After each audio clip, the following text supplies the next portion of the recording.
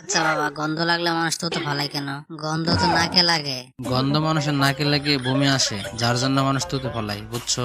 আচ্ছা আব্বা, যে প্রথম ঘড়ি বানাইছিল সে কেমন করে জানতো তখন কয়টা বাজে? আমি তো কোনোভাবে বুঝতেছি না আমার মেয়ের মাথার মধ্যে এত বড় বড় কঠিন কঠিন প্রশ্ন কি করে আইতাছে। শোনো, যে ব্যক্তি প্রথম ঘড়ি বানাইছিল সে দেখছিল কোন জায়গা থেকে সূর্য ওঠে আর কোন জায়গায় সূর্যকে থামে, তারপরে সে টাইম ঠিক করছে।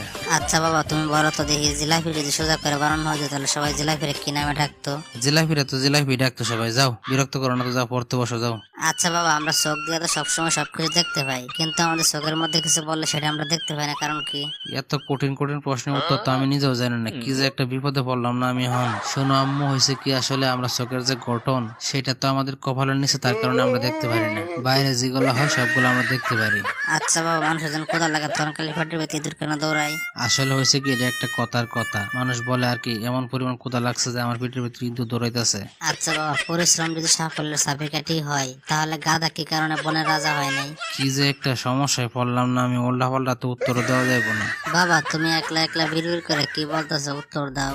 না, কিছু বলতেছি না। শোনো, একটা কথা বলি, শুধু পরিশ্রম নয়, বনের রাজা হইতে হইলে তীব্র গতি সম্পন্ন হওয়া লাগবে, যুদ্ধ করার কৌশল জানতে হবে, শক্তি, সাহস, ক্ষমতা সবকিছু থাকতে হবে। আর এটা একমাত্র সিংহের মধ্যে আছে। এবার বুঝতে পারছো? এটা গাধার মধ্যে নাই, এই জন্য গাধা সারা জীবন পরিশ্রম করে যাবে, কোনো সময় সিংহের মতন রাজা হইতে পারবে না। আচ্ছা বাবা, পানি ফুটিয়ে গেলে পানি জীবাণুমুক্ত হয়, কিন্তু পানিতে থাকা যে জীবাণুগুলা মারা যায় সেই ডেড বডি গুলার কি অবস্থা হয়? জীবাণুর ডেড বডি গুলা তখন ওই পানিতে থাকে, আর ওই পানি গুলা খাইলে তখন মানব জীবনের কোনো ক্ষতি হয় না। আচ্ছা, মশা যে পরিমাণ ঝুঁকি নিয়ে মানুষের শরীরে রক্ত খাইতে আসে সেই পরিমাণ বা তার সাথে বেশি রক্ত মাংসের দোকানের সামনে পড়ে থাকে, তাহলে সেইগুলা মশা খায় না কেন? আসলে মশা কোনো মরা মানুষ বা পরিত্যক্ত রক্ত খায় না। মানুষের শরীরে রক্ত গরম তো, আর তাজা রক্ত এটা খায় খুব মজা পায়, তাই জন্য মানুষের রক্ত খায় বেশি। ঠিক সেই কারণে তারা জীবনের ঝুঁকি নিয়ে মানুষের রক্ত খাইতে আসে।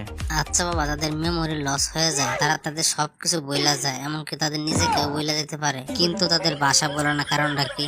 ছোট সময় মায়েরা সন্তানদেরকে মায়ের ভাষা শিখায়, ঠিক সেই কারণে সন্তানরা যদি পাগল হয়ে যায় তারপরে তারা তাদের মায়ের ভাষা বলতে পারে না, ঠিক এই কারণে ভাষা বলে না তারা। আচ্ছা বাবা, বিষে যদি ডেট পার হয়ে যায় তাহলে কি বিষ আরো বিষক্রিয়া হয় নাকি একদম পানির মতন হয়ে যায়? বিষক্রিয়া নষ্ট হয়ে যায়। আচ্ছা, আমি না তোমার পড়তে বসতে বললাম, যাও তুমি ওই ঘরে যায় পড়তে বসো, আর কোনো প্রশ্ন নাই এখন।